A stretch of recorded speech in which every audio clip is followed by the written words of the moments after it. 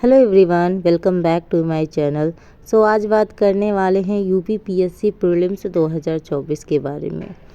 34 वर्षों के महत्वपूर्ण तथ्यों के साथ 1991 से लेकर 2024 तक के संपूर्ण प्रीवियस ईयर पेपर का जो निचोड़ है वो आपको इस वीडियो में मिलेगा।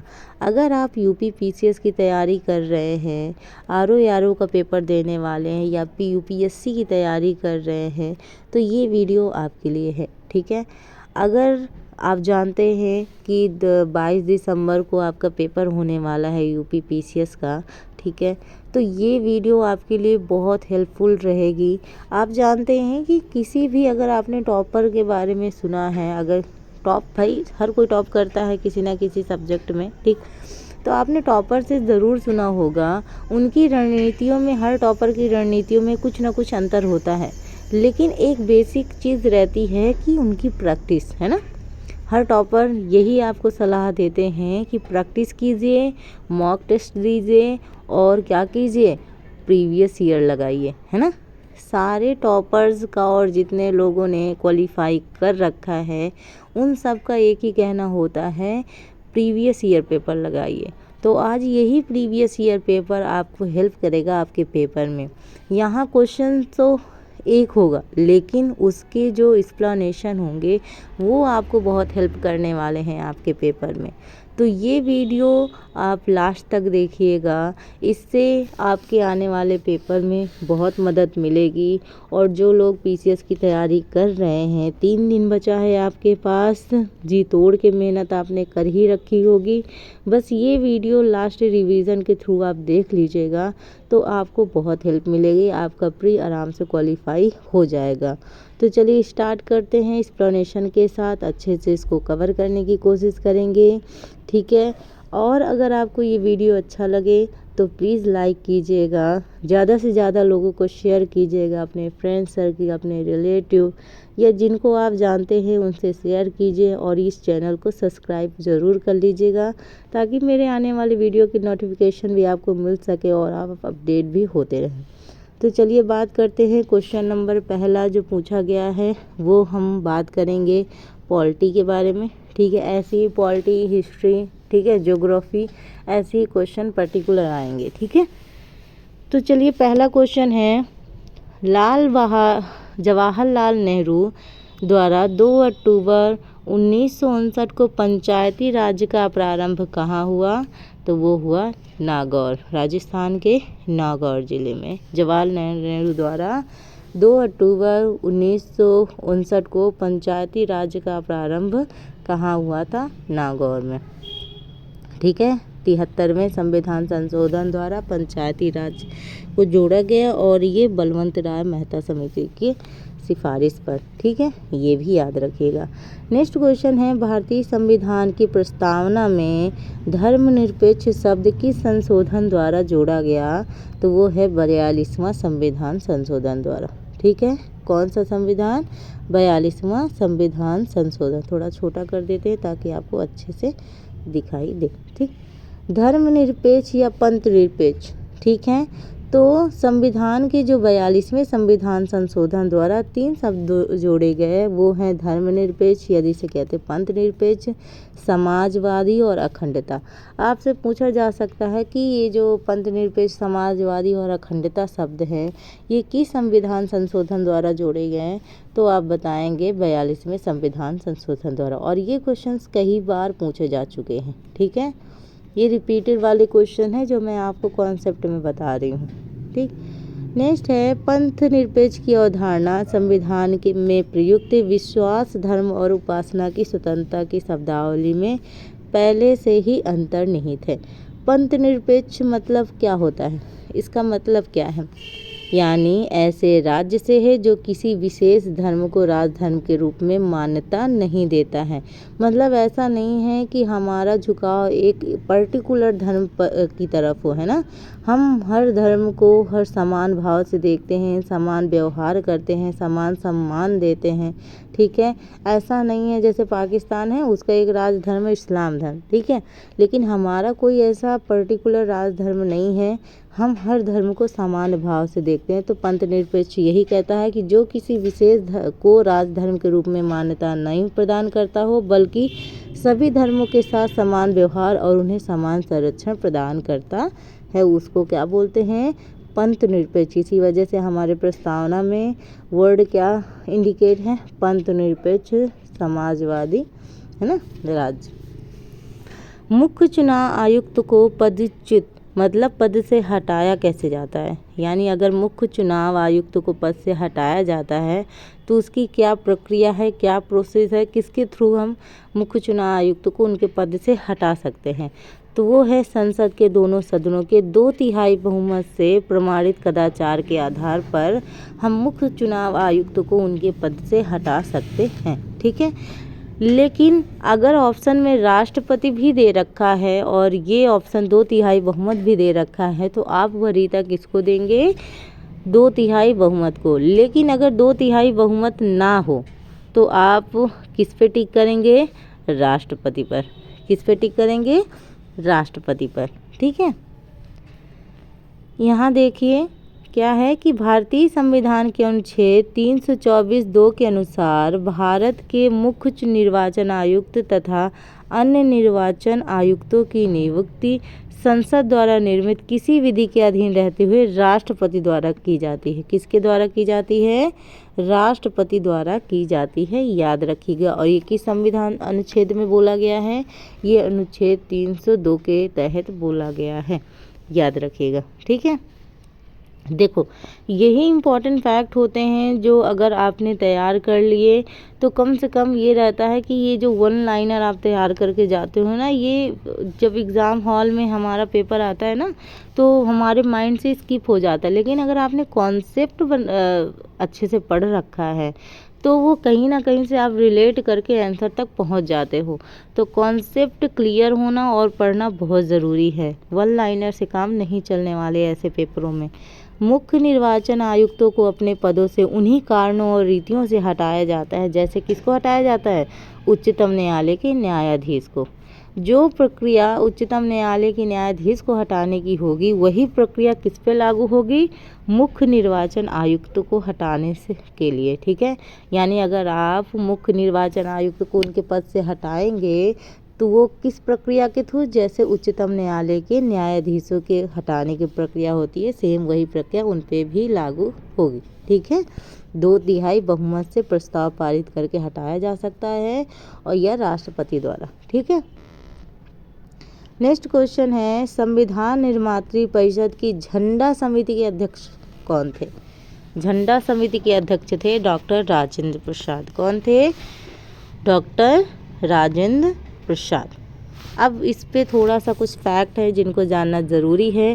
13 दिसंबर 1946 को जवाहरलाल नेहरू द्वारा पेश किए गए उद्देश्य प्रस्ताव। अब यहाँ से क्वेश्चन पूछा जाएगा, मतलब उद्देश्य प्रस्ताव किसने प्रस्तुत किया, तो वो प्रस्तुत किया जवाहरलाल नेहरू। यहाँ से बन गया एक ऑटोमेटिक क्वेश्चन। ठीक है, और ये उद्देश्य प्रस्ताव के साथ संविधान सभा की क्या कार्यवाही स्टार्ट हुई। ठीक है, कब हुई, 13 दिसंबर 1946 को जवाहरलाल नेहरू द्वारा उद्देश्य प्रस्ताव के साथ संविधान सभा की कार्रवाई स्टार्ट हो गई और संविधान सभा ने संविधान निर्माण हेतु अनेक समितियां बनाई, जिनमें से झंडा समिति के अध्यक्ष कौन थे, डॉक्टर राजेंद्र प्रसाद। अब क्वेश्चन पॉलिटी से ये है कि सॉलिसिटर जनरल क्या होता है। सॉलिसिटर जनरल क्या होता है, ये एक कानूनी सलाहकार होता है। कौन होता है, ये कानूनी सलाहकार होता है। अब यहाँ से संबंधित क्वेश्चन तो ज़रूर पूछे जाते हैं, आप जानते हैं बहुत ही इम्पॉर्टेंट है। अगर आपने कोई प्रीवियस ईयर पेपर लगा रखे होंगे या और भी पेपर आपने दिए होंगे तो भारत के महान्यायवादी वानी अटॉर्नी जनरल ऑफ इंडिया से क्वेश्चंस पूछे जाते हैं। इनकी नियुक्ति कौन करता है, राष्ट्रपति द्वारा की जाती है। यही क्वेश्चन बन जाता है कि भारत के महान्यायवादी की नियुक्ति कौन करता है, तो आप बताएंगे भारत के राष्ट्रपति द्वारा इनकी नियुक्ति की जाती है। राष्ट्रपति द्वारा प्रदत्त विधि विषय पर सलाह एवं सरकार के पक्ष को न्यायालय में प्रस्तुत करने का काम किनका होता है? महान्यायवादी का। आपसे पूछा जा सकता है कि महान्यायवादी किस लिए नियुक्त किया जाता है, भाई इसका रोल क्या है ना, इसका रोल क्या है? तो ये क्या करता है, राष्ट्रपति द्वारा प्रदत्त विधि विषय पर सलाह, ठीक है, और सरकार के पक्ष को न्यायालय में प्रस्तुत करने का काम कौन करता है? महान्यायवादी यानी अटॉर्नी जनरल ऑफ इंडिया करता है। इसी वजह से इसकी नियुक्ति की जाती है। भाई हम किसी की नियुक्ति करते हैं, किसी को पद पे रखते हैं, तो उसका कुछ ना कुछ रोल होगा ना भाई। टीचर रखे जा रहे हैं, क्यों रखे जा रहे हैं भाई? बच्चों को पढ़ाने के लिए, शिक्षित करने के लिए, है ना। तो वैसे ही महान्यायवादी को भी रखा जा रहा है, किसके लिए? यही कि वो जो राष्ट्रपति द्वारा जो भी सलाह वगैरह है, जो सरकार का पक्ष है, वो न्यायालय में प्रस्तुत करने का काम कौन करता है? महान्यायवादी करता है, ठीक है। और इसकी हेल्प करने के लिए भी ऐसा नहीं कि वो अकेले रहते हैं, इसकी हेल्प करने के लिए एक सॉलिसिटर जनरल और 2 अतिरिक्त सॉलिसिटर जनरल नियुक्त किए जाते हैं। टोटल 3 हो गए। एक सॉलिसिटर, एक मुख्य रूप से सॉलिसिटर जनरल होगा और 2 अन्य सॉलिसिटर जनरल नियुक्त किए जाते हैं ताकि वो महान्यायवादी की हेल्प कर सके, उनकी मदद कर सके, ठीक है। और ये क्या करते हैं? कानूनी सलाहकार होते हैं। ये रूल्स रेगुलेशन के बारे में एडवाइस वगैरह देने का काम ये करते हैं, ठीक है। नेक्स्ट है आकस्मिकता निधि को राष्ट्रपति कैसे व्यय कर सकता है, यानी अगर आकस्मिकता निधि मतलब पैसा को राष्ट्रपति कैसे व्यय कर सकता है, कैसे खर्च कर सकता है? तो संसदीय स्वीकृति से पूर्व का मतलब ही होता है पहले, यानी ज़रूरी नहीं है कि वो संसद की स्वीकृति लेगा ही लेगा, है ना। यानी संसद की स्वीकृति से पहले भी वो खर्च कर सकता है अपने अनुसार, ठीक है। यहाँ देखिए दे भी रखा है कि राष्ट्रपति आकस्मिक निधि को अनुच्छेद 267 के अनुसार संसद की अनुमति के पूर्व खर्च कर सकता है, यानी ज़रूरी नहीं है कि वो संसद की अनुमति लेगा ही। संसद बनती कैसे है? संसद के 3 अंग हैं। 3 अंग कौन? एक तो हो गए लोकसभा, ठीक है, दूसरा कौन हो गया? राज्यसभा, और जो तीसरा है वो है राष्ट्रपति। एक सेकंड, कहाँ भागे जा रहे हो? रुको, ठीक है। तीसरा है राष्ट्रपति, है ना। ये 3 अंगों को मिलाकर कौन बना है? संसद बनी है। तो अगर आपसे पूछा जाएगा भाई किस अनुच्छेद में ऐसा दे रखा है कि भाई आकस्मिकता निधि ये जो राष्ट्रपति हैं अपने अनुसार खर्च कर सकते हैं, तो अनुच्छेद 267 में बताया गया है कि संसद की अनुमति के पूर्व खर्च कर सकता है। पूर्व का मतलब ही होता है पहले, ठीक है। नेक्स्ट क्या है कि इस आकस्मिक निधि की स्थापना संसद द्वारा की जाती है। किसके द्वारा की जाती है? संसद द्वारा की जाती है। परंतु बंधु, यह विधि पूर्ण रूप से राष्ट्रपति के अधीन होती है। मतलब इस विधि की स्थापना संसद करती है, लेकिन ये किसके अधीन काम कर रहा है? राष्ट्रपति। मतलब राष्ट्रपति चाहेगा वो होगा, ठीक। राष्ट्रपति को जब भी यह निधि की आवश्यकता यानी नीड, ज़रूरत महसूस हो, वह उसका प्रयोग कर सकता है। यानी ये राष्ट्रपति के नीड के अकॉर्डिंग, उनकी आवश्यकता के अकॉर्डिंग होगा, है ना। वो किसी पर आश्रित नहीं है, संसद पर आश्रित नहीं है, किसी से पूछेगा नहीं। भाई राष्ट्रपति सबसे उच्च है, प्रथम नागरिक है वो, है ना। तो उसको अगर महसूस होता है कि नहीं मुझे ज़रूरत है आकस्मिक निधि की, तो वो खर्च कर सकता है। याद रखिएगा ये चीज़। नेक्स्ट क्वेश्चन है, भारतीय संविधान में अवशिष्ट शक्तियाँ किसमें निहित होती हैं? तो वो होती हैं संसद में, ठीक है। अवशिष्ट शक्तियाँ देखो, राज्य सूची, संघ सूची और समवर्ती सूची से जो एक्स्ट्रा विषय होते हैं वो अवशिष्ट शक्तियों में निहित होते हैं, है ना। तो जैसे राज्य सूची, संघ सूची और समवर्ती सूची के अलावा जो विषय हैं उन पे जो कानून वगैरह रूल रेगुलेशन जो बनाने हैं वो काम भी संसद ही करती है। वो काम भी किसको दिया गया है? संसद को ही दिया गया है। 7वीं अनुसूची, ठीक है, किस अनुसूची में? 7वीं अनुसूची में किस बारे में बताया गया है? संघ और राज्यों के विधायी संबंधों का संचालन इन 3 विषयों के आधार पर होता है, संघ सूची, राज्य सूची और समवर्ती सूची, जिनको नाम दिया गया है। तो अगर पूछा जाए कि संघ सूची के सभी विषयों पर कानून बनाने का अधिकार किसको है, तो वो है संसद को। अभी हमने पढ़ा कि अवशिष्ट शक्तियों पे जो कानून बनाएगा वो भी संसद बनाएगा, और संघ सूची पे जो कानून बनाएगा वो भी कौन बनाएगा, संसद बनाएगा। यानी दोनों शक्तियाँ किसको प्राप्त हैं, संसद को प्राप्त है। ठीक है, ये याद रखिएगा। और राज्य सूची के जो विषय हैं उन पे जो कानून वगैरह, विधि निर्माण वगैरह का काम होगा वो राज्य व्यवस्थापिका का होगा। ठीक है। और जो समवर्ती सूची, तो इसमें क्षेत्रीय और संघीय दोनों ही हैं, मतलब राज्य और संघ दोनों ही कानून बना सकते हैं। लेकिन अब जानते हैं कि दो बिल्लियां हों तो भाई लड़ेंगी तो आपस में है ही, ज़रूरी नहीं है कि भाई अब मान लो एक रोटी बीच में पड़ी है और उधर एक बिल्ली और उधर एक बिल्ली है ना, तो दोनों झपटेंगी।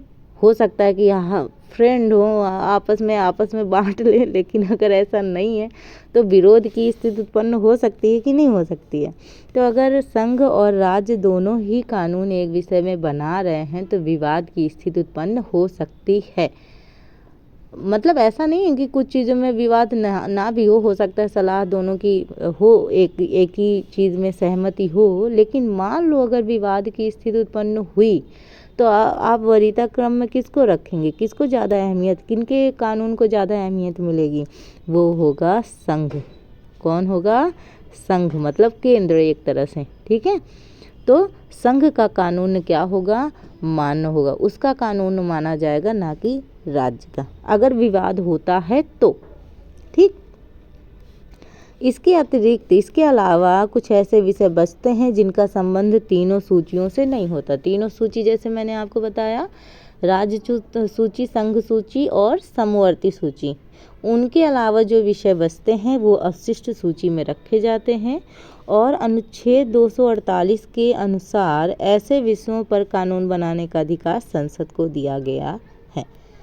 तो मतलब जैसे कोई क्वेश्चन कर दे कि ऐसा क्यों है भाई, संसद को ये अधिकार क्यों है, तो भाई अनुच्छेद हमारा 248 ही कह रहा है कि अवशिष्ट शक्तियों पर कानून बनाने का अधिकार किसको है, संसद को है। किसको है, संसद को। मतलब संघ पे भी बनाएगी और अवशिष्ट शक्तियों पर भी कानून कौन बनाएगी, संसद बनाएगी।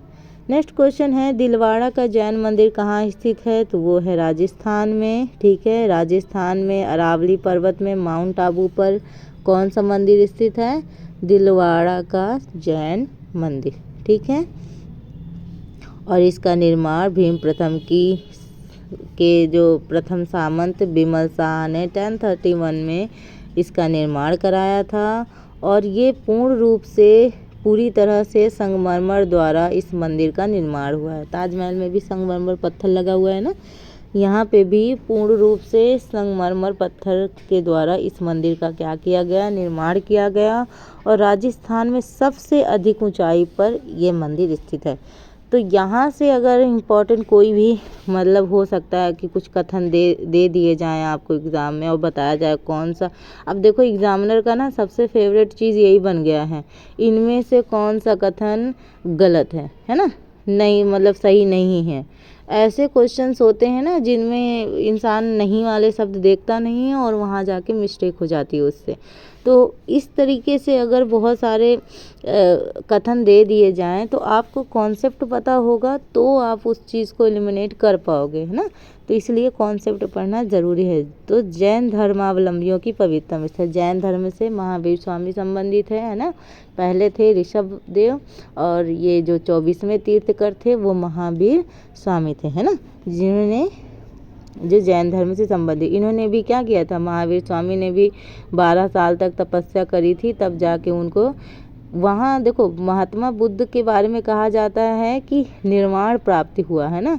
और यहाँ जब महावीर स्वामी की बात की जाती है तो उनको बोला जाता है कैवल्य की प्राप्ति हुई। किसकी प्राप्ति हुई, उन्होंने मोक्ष को कैवल्य कहा और वहाँ उन्होंने क्या कहा, निर्वाण का, है ना।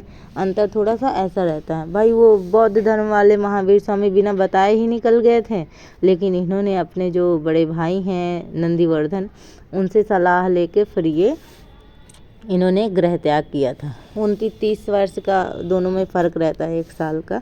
ठीक, तो ये कहानी थोड़ा सा अलग है। बात करते हैं हम अपने मेन टॉपिक पे। माउंट आबू के निकट गुरु शिखर अरावली की सर्वोच्च चोटी है। ठीक है, अब यहाँ से क्वेश्चन आ सकता है कि अरावली की सर्वोच्च चोटी का नाम क्या है, तो वो है गुरु शिखर, जो माउंट आबू के पास में है। ठीक, अब बात करते हैं सत्यमेव जयते। सत्य मतलब सत्य की हमेशा क्या हो, विजय हो, है ना। ये शब्द कहाँ से लिया गया, किस उपनिषद से लिया गया है, तो ये मुंडको उपनिषद से लिया गया। कहाँ से लिया गया है, मुंडको उपनिषद से लिया गया है ना। अशोक स्तंभ है ना, वहाँ देखो बीचों बीच वो लिखा रहता है सत्यमेव जयते, है ना। नेक्स्ट है भारतीय दर्शन की प्रारंभिक शाखा कौन है, वो है सांख्य। कौन है, सांख्य, और इसके प्रतिपादक हैं कपिल मुनि। ठीक है, सांख्य दर्शन के हिसाब से जगत की उत्पत्ति ईश्वर से ना होकर प्रकृति से हुई है। सांख्य दर्शन में ये कहा गया है कि जो जगत की उत्पत्ति हुई है तो वो ईश्वर से नहीं हुई है, वो बल्कि प्रकृति से हुई है ना। और 4वीं शताब्दी के बाद इस दर्शन में सृष्टि का कारण प्रकृति और पुरुष दोनों को माना जाता है। उनका मानना यह है कि सृष्टि का मूल कारण प्रकृति और पुरुष दोनों है। ठीक, और यह दर्शन पहले भौतिक था, फिर धीरे धीरे ये आध्यात्म की ओर मुड़ गया।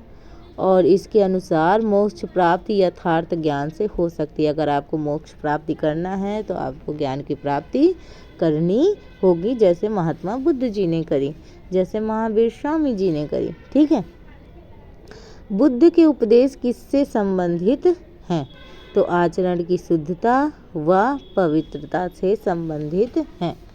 बुद्ध के बारे में कुछ फैक्ट पूछे जा सकते हैं, बुद्ध बहुत इम्पोर्टेंट है। ठीक है, तो बुद्ध के बारे में जो इम्पोर्टेंट फैक्ट पूछे जा सकते हैं, तो वैसे जन्म वगैरह के सन वगैरह तो नहीं पूछेगा। ठीक है, बहुत भाई यूपीपीसीएस का पेपर देने जाते हो, इतने हल्के सवाल तो नहीं पूछे जा सकते। हाँ, लेकिन कहाँ हुआ ये हो सकता है कि कथन वगैरह में पूछ ले कि कपिलवस्तु के निकट लुम्बिनी नामक ग्राम में 563 ईस्वी में हुआ था। ठीक है, ये याद रखिएगा।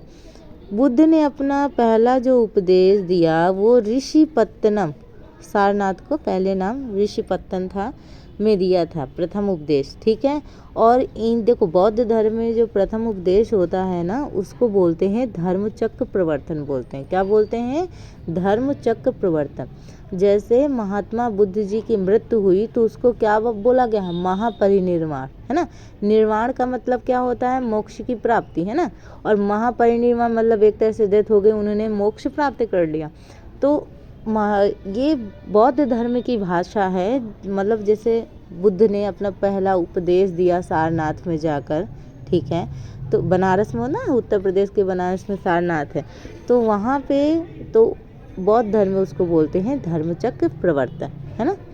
इसकी भी स्टोरी है महावीर स्वामी की, अगर आपको मालूम ना हो तो अभी मैं बताऊंगी। सर्वाधिक उपदेश उन्होंने श्रावस्ती में दिए और उन्होंने अष्टांगिक मार्ग का अनुसरण किया था। किसका अनुसरण किया, अष्टांगिक मार्ग का। उन्होंने कहा दुख है, दुख का कारण है, तो दुख को दूर करने का उपाय भी है, और दुख को दूर करने का उपाय क्या है, अष्टांगिक मार्ग है ना। 4 उपाय उन्होंने बताए कि भाई दुख तो है, सब जानते हैं, दुख का कारण भी हमको पता भी होता भाई दुख का कारण क्या है ना। दुख को दूर करने का उपाय भी है, और दुख को दूर करने का उपाय ये अष्टांगिक मार्ग, ये जो 8 मार्ग उन्होंने बताए हैं ना, वो आप पढ़िएगा डिटेल से, तब आपको मालूम होगा। ये 8 मार्ग जो उन्होंने बताए हैं ना, तो वो है दुख को दूर करने का उपाय, है ना। तो महात्मा बुद्ध के बारे में मैं थोड़ा सा आपको हल्की सी स्टोरी बता देती हूँ कि महात्मा बुद्ध जी भी क्या कहते हैं, एक राजा के पुत्र थे, सुद्धोधन नाम था उनके पिता का। ठीक है, और क्या कहते हैं, इनकी माता का नाम था महामाया। इनके जन्म के 7वें मुझे लग रहा है वर्ष ही, छोटे ही थे ये, तभी इनकी माता का क्या हो गया था, देहांत हो गया था। तो जो इनकी मौसी थी, भाई उनकी मम्मी की बहन मौसी ना, तो जो उनकी मौसी थी प्रजापति गौतमी, तो उन्होंने उसका लालन पालन किया। इसी वजह से इनका नाम गौतम, ठीक है, गौतम बुद्ध बोलते ना, तो गौतम पड़ा, है ना। उनकी मौसी के नाम पे ही इनका नाम क्या पड़ा, गौतम पड़ा। तो इन्होंने ही इनका लालन पोषण किया। भाई छोटे थे, अब छोटे में मम्मी गई तो उनकी जो मौसी हैं, माँ समान, मौसी को बोलते ही है माँ समान, है ना। तो उन्होंने लालन पालन किया, और यही जो मौसी हैं ये इनकी प्रथम महिला शिष्य भी बनी, है ना। आगे जाके कभी आपसे क्वेश्चन पूछा जा सकता है कि महात्मा बुद्ध जी की प्रथम महिला शिष्य कौन थी, तो यही थी प्रजापति गौतमी, है ना। तो अब ये था कि ये जो इनके पिता थे, स्टोरी बोलते हैं कि इनके जो पिता थे तो एक ब्राह्मण से मिले, तो उन्होंने बोला कि आपका पुत्र या तो राजा बनेगा, अगर राजा ना बन सका तो वो बनेगा सन्यासी, है ना। तो अब जब ये सन्यासी वाली बात उन्होंने सोची, तो भाई कौन सा राजा चाहता है कि मेरा राजपाट छोड़ के, भाई पहले ऐसे ही होता था ना, पिता से पुत्र, पुत्र से उसका पुत्र, ऐसे वंश परंपरा चलती थी, है ना। तभी वो लोग राजा बनते थे ना, ऐसा तो नहीं किसी और को बैठा दे राजे पे, अपने पुत्र को ही बैठाएंगे। तो जब पुत्र सन्यासी बन जाएगा तो भाई राजपाट कौन संभालेगा, चिंता हुई भाई उनके पिता को। तो उन्होंने बोला कि भाई उसको किसी प्रकार का दुख ना हो, भाई दुख हो, किसी प्रकार की चिंता हो, घर गृहस्थी से मन उब जाए, तभी लोग सन्यासी बनते हैं, ऐसे तो बनते नहीं हैं, है ना। तो ये था कि उसको हर प्रकार की सुख सुविधाएं दी गई, हर प्रकार का ऐश्वर्य दिया गया, ताकि वो बाहर ना जाए, मतलब हर प्रकार से उसके घर में ही इतनी सुविधाएं दे दी गई कि उसको बाहर जाने की ज़रूरत ही नहीं पड़ी। 16 वर्ष की आयु में उनका विवाह हो गया था, जिससे उनको एक पुत्र की प्राप्ति हुई, जिसका नाम था राहुल, है ना। तो एक दिन उनको भाई घर पे रहते रहते इंसान थक जाता है ना, एक दिन उनका मन किया कि चलो अपने सारथी को लेकर, चन्ना को लेकर वो गए, क्या कहते हैं, उनके घोड़े का नाम था कंथक, है ना। उनके घोड़े का नाम था कंथक और उनके जो सारथी का नाम था वो था चन्ना। तो चन्ने को लेकर उन्होंने बोला मुझे अपना साम्राज्य देखना है, हमारा मतलब साम्राज्य कैसा है। तो ये चले साम्राज्य देखने के लिए। तो जो महात्मा बुद्ध थे, इनके बचपन का नाम सिद्धार्थ था। क्या नाम था? सिद्धार्थ था। और यही सिद्धार्थ महावीर स्वामी के पिता का भी नाम सिद्धार्थ था। तो यहाँ कंफ्यूज नहीं होइएगा, इनके बचपन का नाम क्या था? सिद्धार्थ था। तो क्या हुआ कि इन्होंने 4 दृश्य देखे। यही 4 जो दृश्य उन्होंने देखे यही इम्पोर्टेंट है ना। एक बूढ़ा व्यक्ति देखा, दूसरा एक बीमार व्यक्ति देखा, तीसरा एक देखा मृत व्यक्ति जिसको लेके जा रहे थे राम नाम सत्य करते हुए।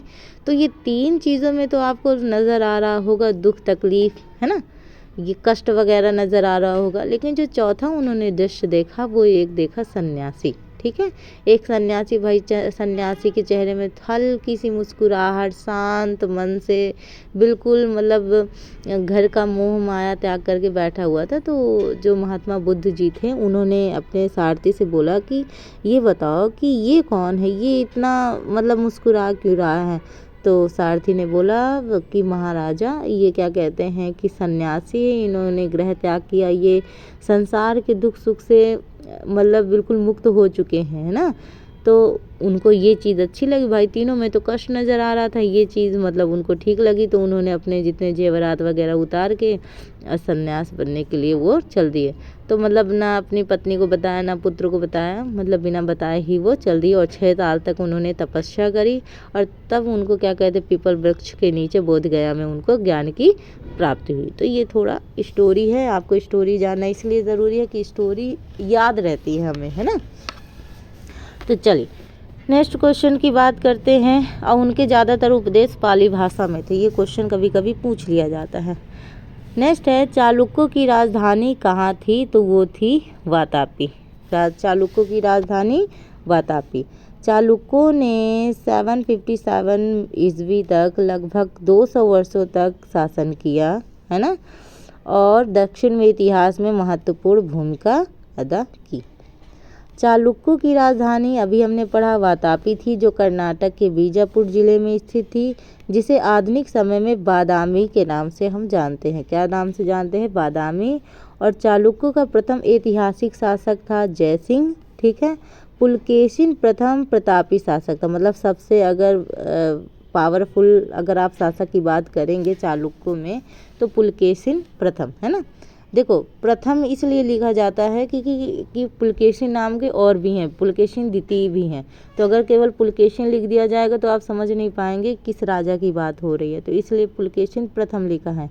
अभी हम बात करेंगे कुछ देर बाद पुलकेशिन द्वितीय की, है ना, ठीक है, जिन्होंने हर्षवर्धन को क्या किया था? पराजित किया था। हर्षवर्धन कौन था?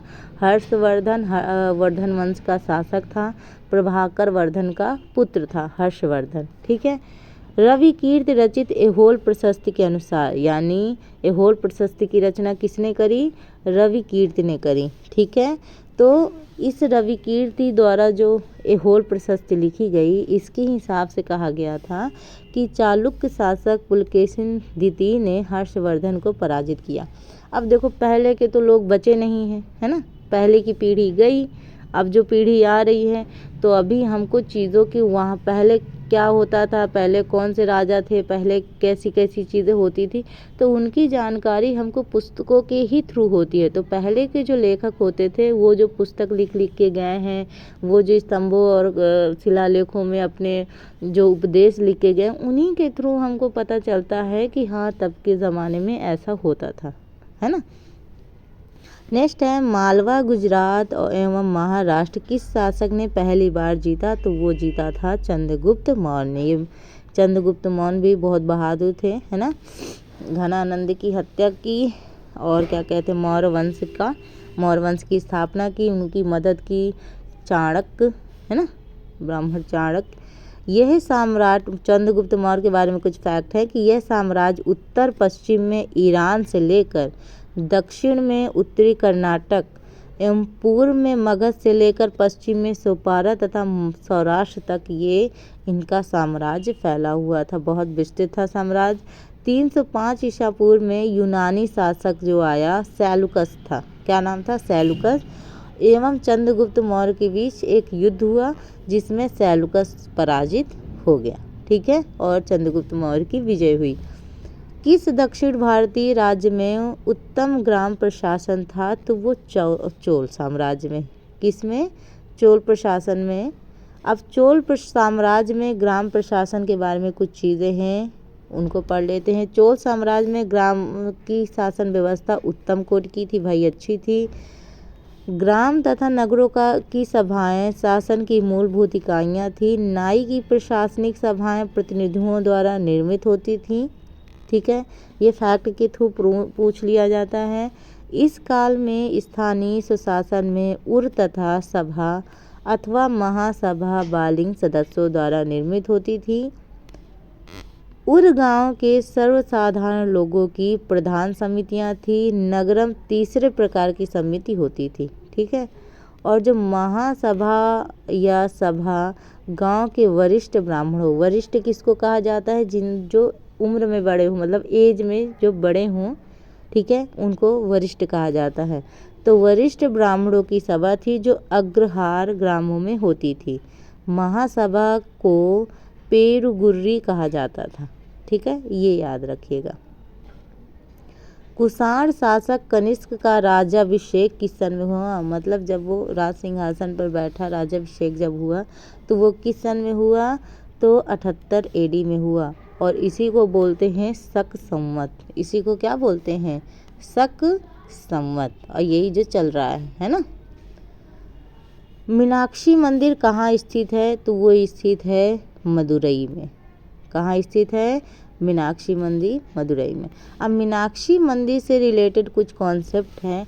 अभी मैं आपको एक चीज़ ये बता दूं, अगर आप तैयारी कर रहे हैं तो देखो, ये वीडियो कई लोग देखेंगे, है ना, कई लोग तैयारी कर रहे हैं, अलग अलग प्रकार के वीडियो देख रहे हैं, है ना, लेकिन अच्छा वही होगा, आगे वही बढ़ेगा जो ये वीडियो देखने के साथ साथ कॉपी पे लेके नोट डाउन भी कर रहा होगा इम्पोर्टेंट चीज़ें।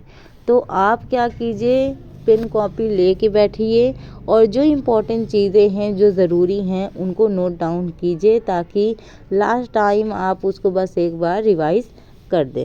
ठीक। पांडव वंश के शासकों ने मीनाक्षी मंदिर का निर्माण मदुरै में कराया था। द्रविड़ शैली में निर्मित यह मंदिर श्रेष्ठ स्थापत्यों में से एक है। नागर शैली में मंदिरों का निर्माण उत्तर भारत में तथा बेसर शैली के मंदिरों का निर्माण मध्य भारत में किया गया। सांची का स्तूप किस शासक ने बनवाया था? तो वो थे सम्राट अशोक, है ना, महान सम्राट अशोक, बहुत शक्तिशाली थे। कलिंग युद्ध के बाद इन्होंने युद्ध ना करने का निर्णय ले लिया, क्योंकि कलिंग युद्ध में ही इन्होंने इतना नरसंहार देख लिया था कि पुरुष महिला के साथ साथ बूढ़े बच्चे इनकी भी हत्या हो गई, तो इससे इनका मन बहुत व्यथित हो गया, बहुत कष्टदायी हो गया। तो इसकी वजह से फिर इन्होंने धीरे क्या कर लिया, तब से फिर उन्होंने युद्ध ना करने की क्या कर ली, मान लो कि मन में ठान ही लिया कि हाँ युद्ध नहीं करेंगे। ठीक, अब सम्राट अशोक के बारे में कुछ कॉन्सेप्ट देख लीजिए। तो सम्राट अशोक के शासनकाल की सबसे इम्पोर्टेंट घटना राज्याभिषेक के 8वें वर्ष हुई। ये पूछा जाता है 261 ईसा पूर्व में कलिंग युद्ध था। उस समय कलिंग पर संभवतः नंद राज का शासन था। किसका शासन था? नंद राज का शासन था। और कलिंग की जो राजधानी थी धौली या तोसली बनाई गई। ठीक, प्रारंभ में अशोक ब्राह्मण धर्म में विश्वास करता था। कल्हड़ की राजतरंगिणी, अब राजतरंगिणी के लेखक कौन है पूछा जा सकता है, तो वो है कल्हड़, है ना। तो राजतरंगिणी, कल्हड़ की जो राजतरंगिणी है, इसके अनुसार अशोक के इष्ट देव शिव थे। भगवान शिव, महादेव जिसको कहते हैं, वो इनके इष्ट देव थे। अपने बड़े भाई सुमन के पुत्र निर्गोध के प्रवचन को सुनकर इन्होंने बौद्ध धर्म अपना लिया। पूछा जा सकता है कॉन्सेप्ट के थ्रू। बाद में वह बौद्ध भिक्षु मोंगली पुत्सुतिस्क के प्रभाव में आ गया। सारनाथ, सांची तथा कौशाम्बी के लघु शिलालेख व स्तूपों का निर्माण अशोक को बौद्ध धर्म के रक्षक के रूप में प्रदर्शित करती हैं। देखो, जो सम्राट अशोक थे, इन्होंने क्या कहते हैं, अपने उपदेश जो थे वो शिलालेखों, बड़े बड़े स्तंभों में इन्होंने गुदवाए थे। आप जानते हैं कि कोई चीज़ अगर हम लोग पत्थरों में उत्कीर्ण करते हैं तो उसको मिटाना बहुत मुश्किल होता है, वो सालों साल तक रहते हैं वैसे के वैसे, है ना।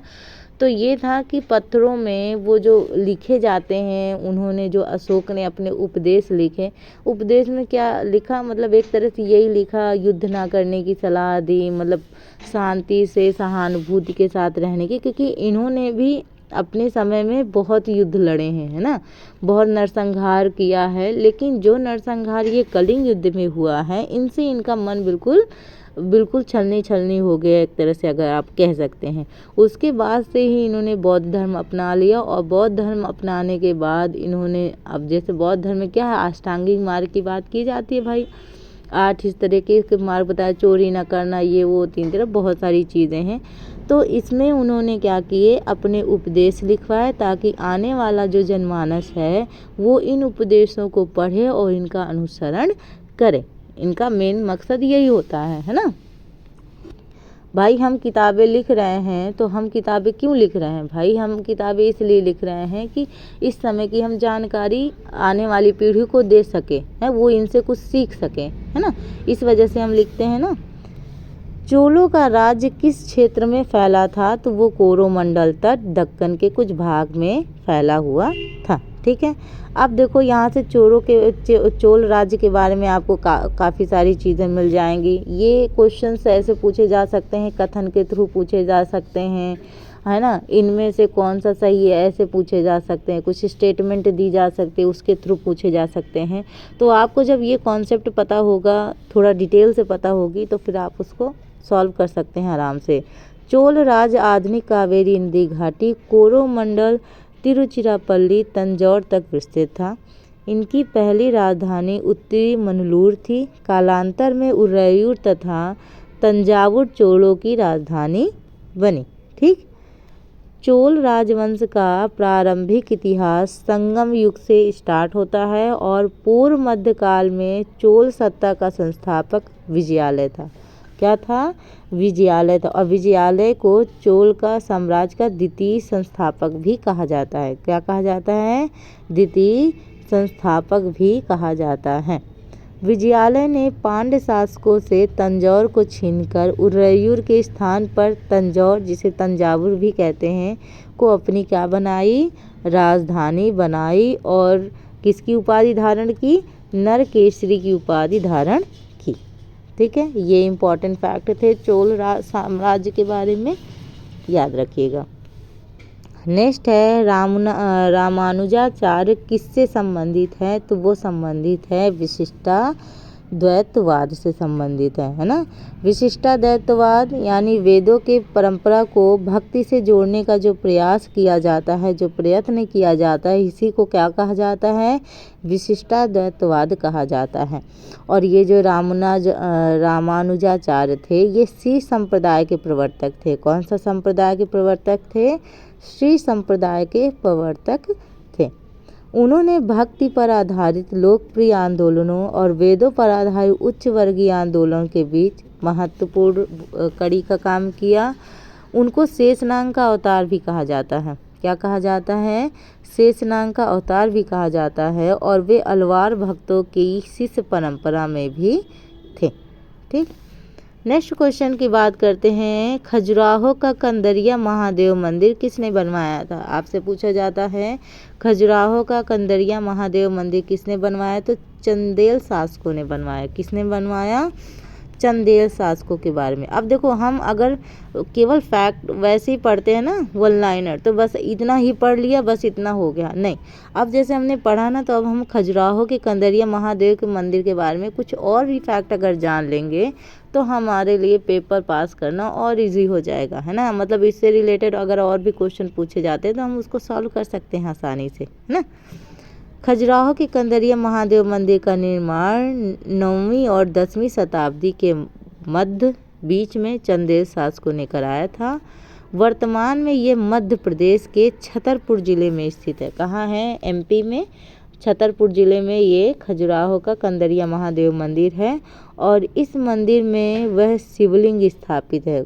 कौन स्थापित है, भगवान श्री की शिवलिंग स्थापित है। ठीक है, अब मिडवल इंडियन हिस्ट्री के बारे में यानी मध्यकालीन भारत के बारे में कुछ क्वेश्चन हैं, उनको देखते हैं। ठीक है, अभी तक हम लोगों ने पॉलिटी वगैरह और हिस्ट्री मिक्स करके देखी ना।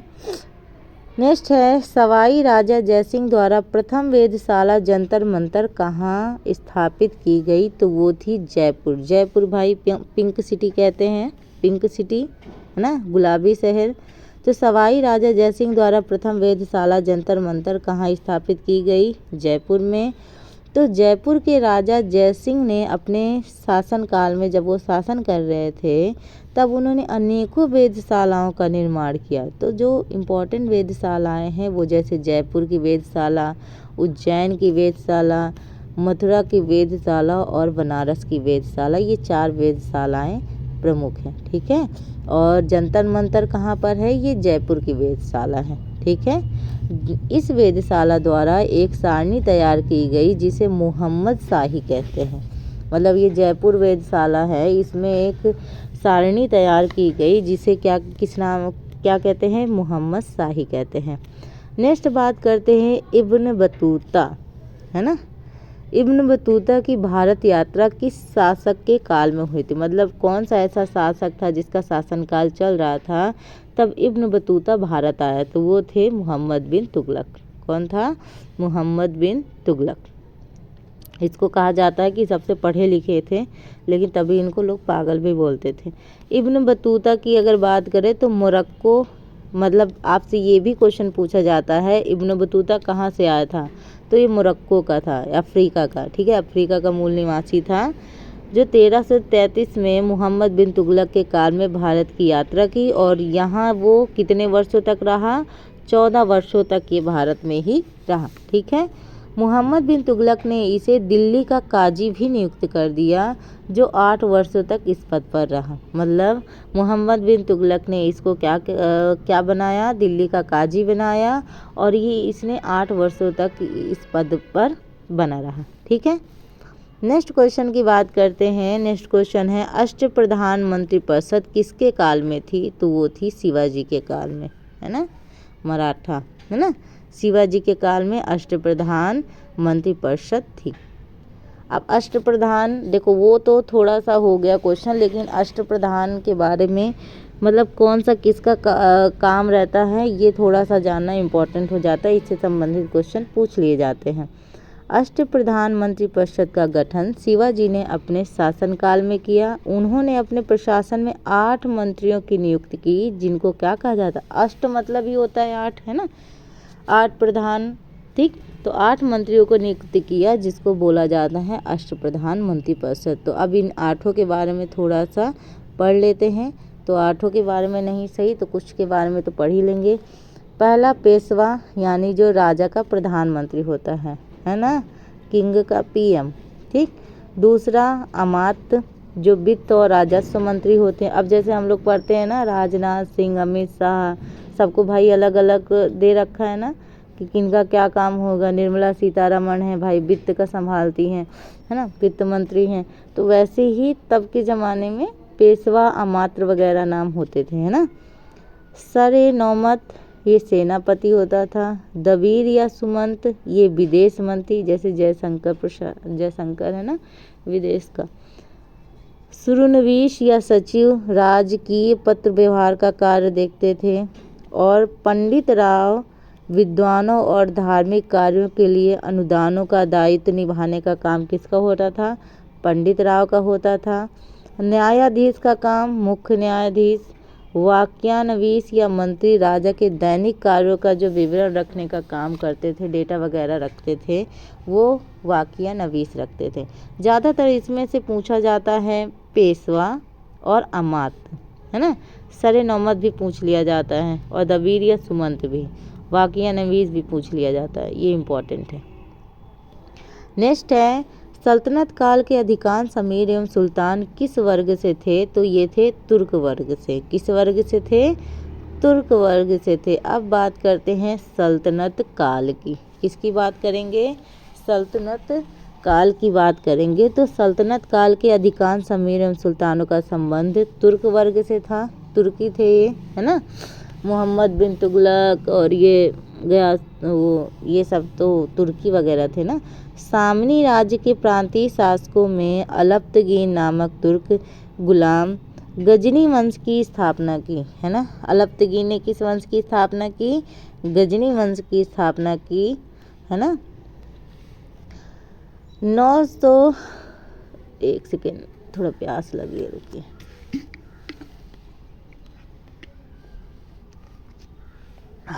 986 में 1986 में अलप्तगीन के दामाद और उसके उत्तराधिकारी सुबुक्तगीन ने हिंदू शाही शासक जयपाल को पराजित किया। किसको पराजित किया?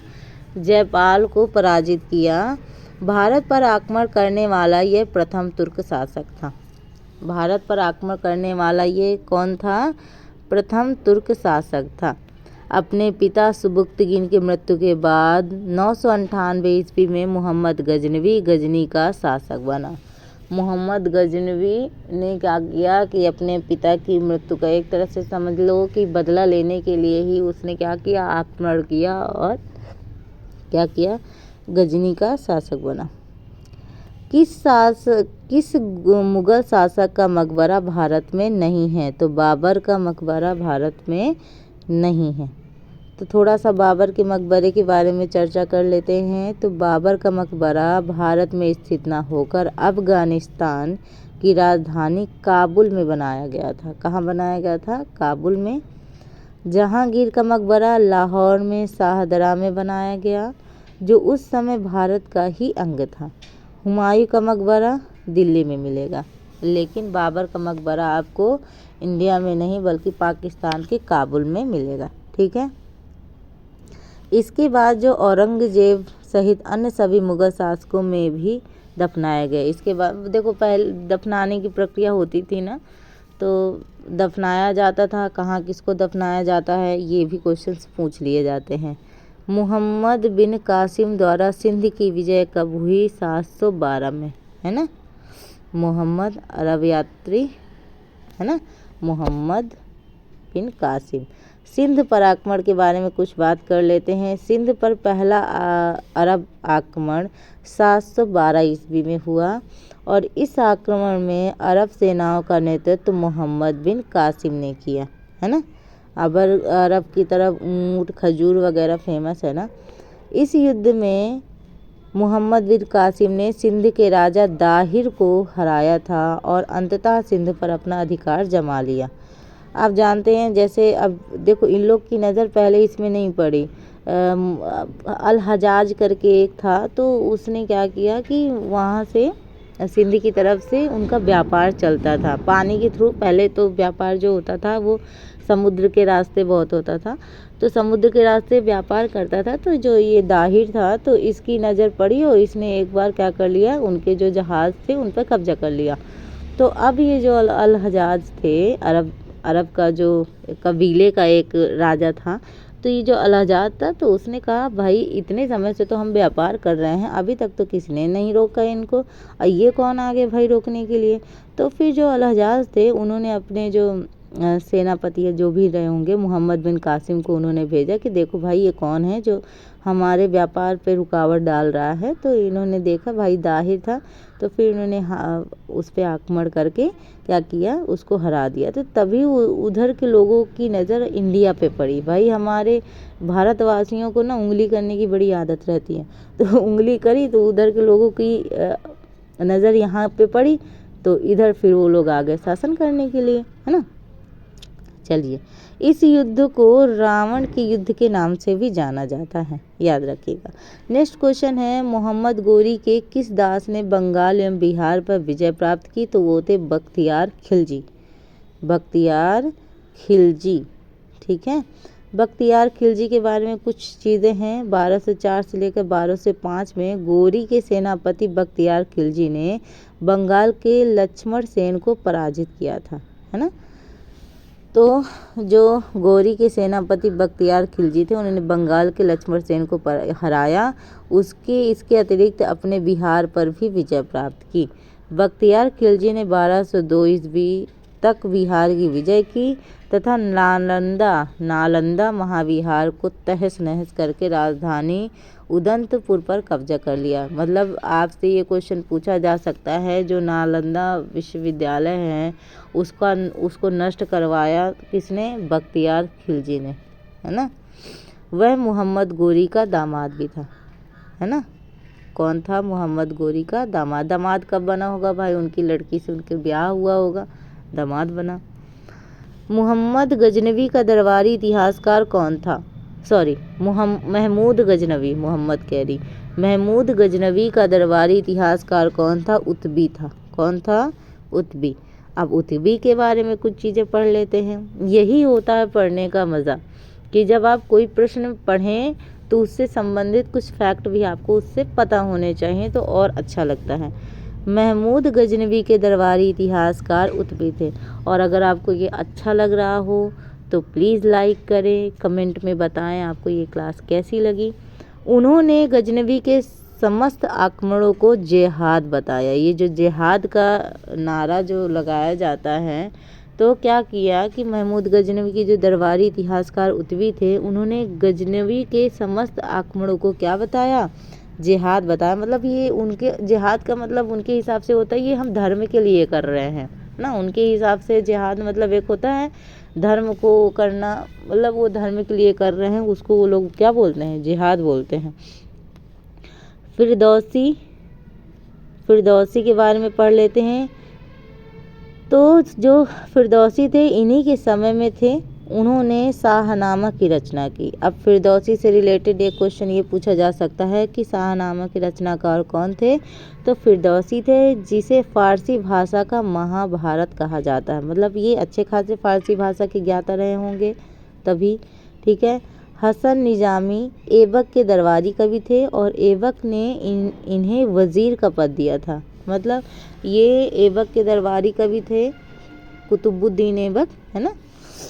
तो ये कुतुबुद्दीन ऐबक जो थे इसके दरबारी कवि थे और इनको किसका पद दिया गया? वज़ीर का पद दिया गया।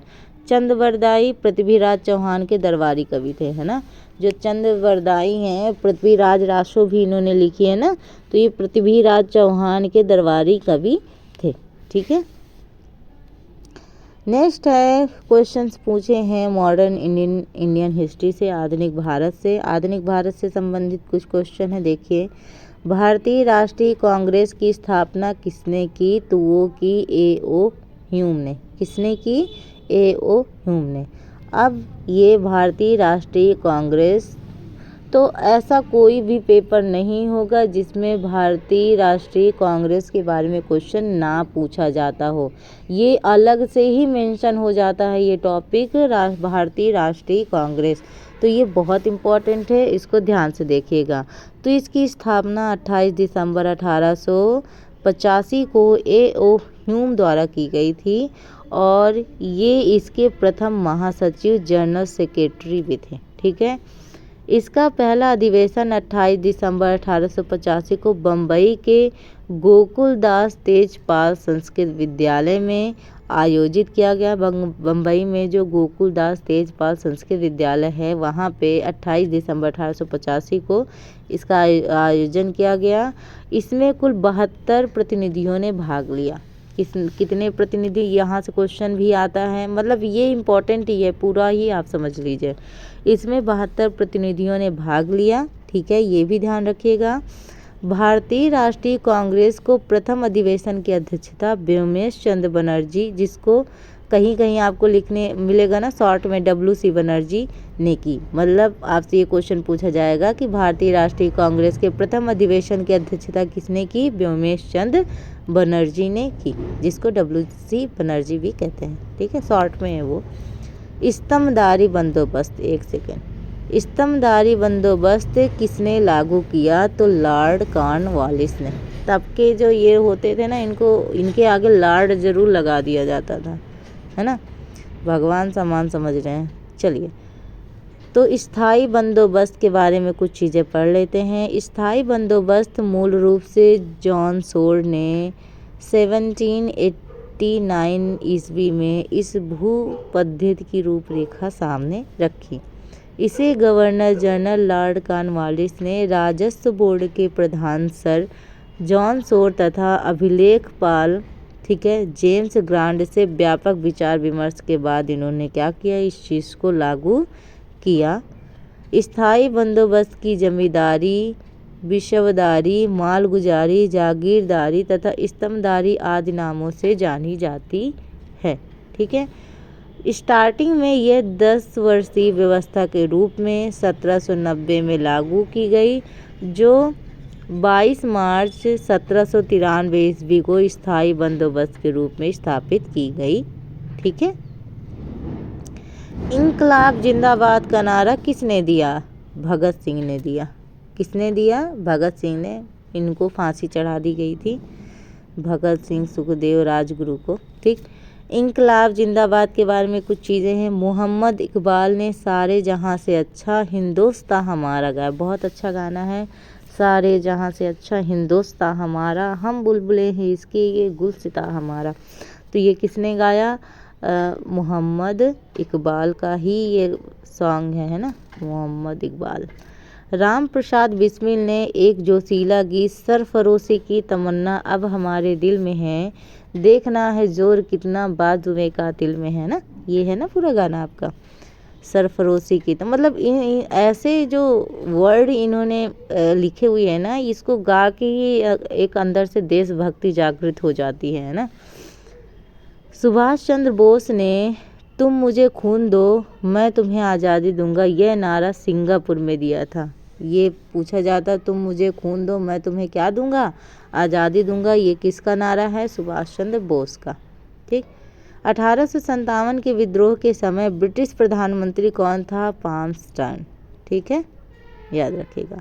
अब 1857 भी बहुत इम्पॉर्टेंट है। तो आप देख ही रहे होंगे कि इस वीडियो में कोई भी ऐसा क्वेश्चन नहीं है जो एग्ज़ाम में ना पूछा गया हो। हर एक एग्ज़ाम में पूछे जाते हैं, कहीं ना कहीं रिपीट होते हैं, कुछ टाइम बाद फिर कहीं ना कहीं एग्ज़ाम में पूछे जाते हैं। तो ऐसे जो क्वेश्चंस होते हैं इनको छोड़ना तो बेवकूफ़ी ही होगी, है ना। तो 1857 का जो विद्रोह था उसके बाद भारत आज़ाद हुआ, आप जानते हैं। ठीक। 10 मई 1857 का विद्रोह भारत का प्रथम स्वतंत्रता संग्राम माना जाता है। बहादुर शाह जफर को इस विद्रोह का नेतृत्व सौंपा गया, है ना। बूढ़े भी हो गए थे ये बहादुर शाह जफर, है ना, लास्ट थे ही।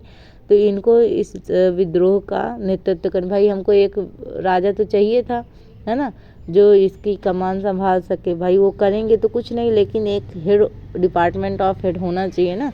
बहादुर शाह जफर को इस विद्रोह का नेतृत्व सौंपा गया। इस विद्रोह के समय ब्रिटेन में प्रधानमंत्री पाल्मस्टन था। इसका कार्यकाल 1855 से 58 ईस्वी तक था। ठीक है। भारतीय राष्ट्रीय कांग्रेस का प्रथम विभाजन कब हुआ? 1907 में।